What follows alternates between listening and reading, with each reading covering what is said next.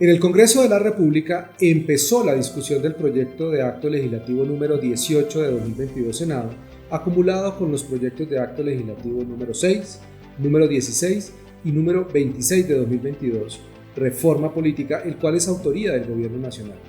El pasado 11 de octubre el proyecto fue discutido y aprobado en segundo debate en la plenaria del Senado de la República. Este proyecto próximamente será discutido en tercer debate en la Comisión Primera de la Cámara de Representantes. El país requiere una reforma política que corrija las malas prácticas y mejore los mecanismos de participación, rendición de cuentas, transparencia y control político. Pero como está formulado el proyecto de reforma en curso, lo que se harían son cambios aislados que en la mayoría de los casos podrían generar más incentivos perversos que virtuosos. Aquí, en Conciencia Política, lo analizamos.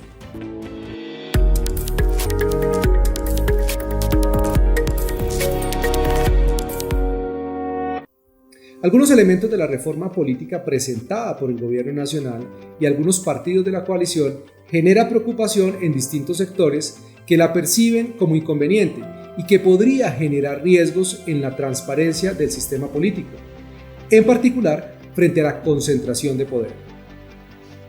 Sobre las listas cerradas y bloqueadas a partir del periodo que inicia en el 2026. Darle preponderancia a los efectos positivos del voto preferente que en nuestro sistema electoral permite al ciudadano votante escoger al candidato de su preferencia con el cual se identifica y a quien tiene la posibilidad de hacerle seguimiento y pedirle cuentas. En la discusión se tiende a cuestionar el voto preferente apelando a que la corrupción de las campañas, la financiación ilícita e irregular que excede los montos,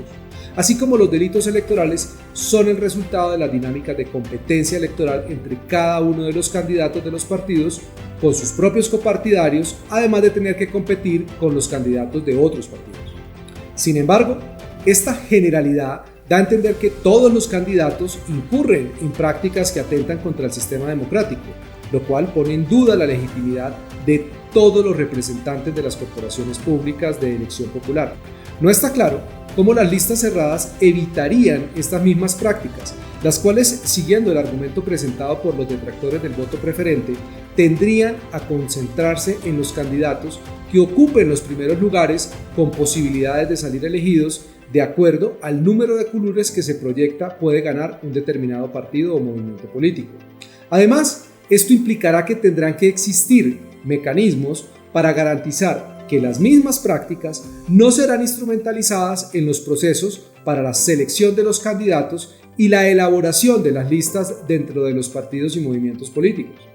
Por otra parte, es necesario proteger las posibilidades reales que tienen los líderes emergentes e independientes quienes no hacen parte de las estructuras de poder dentro de los partidos y que puedan candidatizarse con opciones de ser elegidos. Es necesario reconocer que la lista con voto preferente reordena la postulación inicial que hacen las organizaciones políticas, permitiéndole al elector tener una incidencia más participativa sobre los candidatos que finalmente harán parte de las corporaciones públicas, en representación de ese partido. Por otra parte, sobre la transparencia en la financiación de los partidos políticos y campañas políticas, resulta indispensable priorizar en la resolución de los problemas frente a la falta de transparencia en la financiación de las campañas, en lugar de pretender restringir los aportes del sector privado. Es un principio constitucional establecido en el artículo 109 financiar las campañas políticas con fuentes preponderantemente públicas, sin que esto implique darle el monopolio al Estado para el financiamiento de la participación política. Esto implícitamente tiene una serie de riesgos en cuanto a que la concentración del poder estatal podría derivar en el uso arbitrario y parcializado de los recursos, así como a mayores problemas de corrupción que los que se pretenden solucionar. En esencia, es una falla estatal que se resuelve implementando mecanismos idóneos y expeditos que garanticen la transparencia y la rendición de cuentas. La mayoría de los recursos para hacer campañas en Colombia provienen de fuentes propias de los candidatos o de sus familiares, los cuales deberían ser limitados por el Consejo Nacional Electoral, fijando topes máximos mucho más estrictos acordes con un principio de realidad y expectativa de ingresos. Los recursos propios y los aportes de familiares no deberían exceder el monto estimado de los ingresos por concepto de salario de los candidatos a las corporaciones públicas. Por otra parte, es indispensable reconocer que prohibir los recursos privados no solucionará en la práctica los problemas de corrupción y de equidad dentro de las campañas.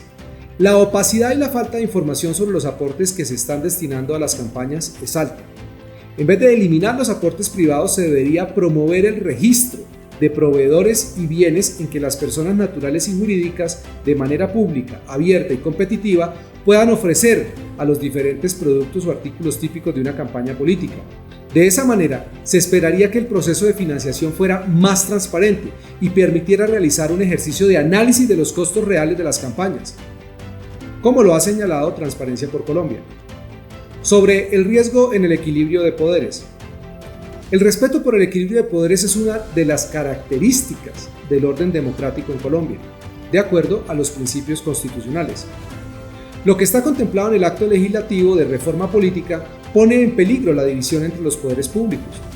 Cabe mencionar que con la aprobación de esta reforma se generaría un riesgo frente a la separación real de poderes, al existir la opción de que los congresistas aspiren a cargos públicos como el ser ministros, mientras que tienen una curul, así como la posibilidad de aspirar a alguna corporación pública por otro partido al que se estuvo en el periodo anterior.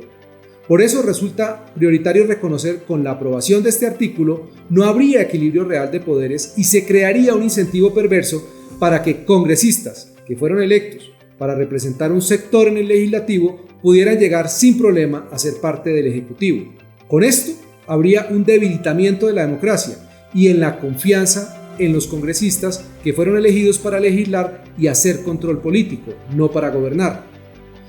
También se requiere promover el equilibrio entre quienes ejercen la función pública, como algo indispensable en una democracia y como un factor decisivo para que pueda hablarse de un auténtico Estado de Derecho, donde por definición no hay órganos ni funcionarios omnipotentes ni exentos de control político. El Congreso de la República tiene una responsabilidad de contribuir a la profundización y expansión de la democracia que nos acerque a una mayor realización de los derechos políticos de todos los colombianos y a evitar por todos los medios legales y constitucionales la concentración y el abuso del poder. Será muy importante que ninguna de las reformas en curso, de ser aprobadas, se apliquen al proceso electoral que tendrá lugar en octubre del 2023 para elegir a las autoridades locales y regionales. Una reforma política tiene que garantizar los principios de la democracia liberal, la separación y equilibrio de poderes, la rendición de cuentas, la transparencia y la participación ciudadana. Una reforma que prioriza generar incentivos para que los congresistas puedan ser ministros, que se enfoca en sesgos para las listas o para la financiación, sin tener en cuenta las externalidades o las consecuencias no anticipadas, no resolverá los problemas, sino que corre el riesgo de crear muchos más. Nos vemos en el próximo Conciencia Política.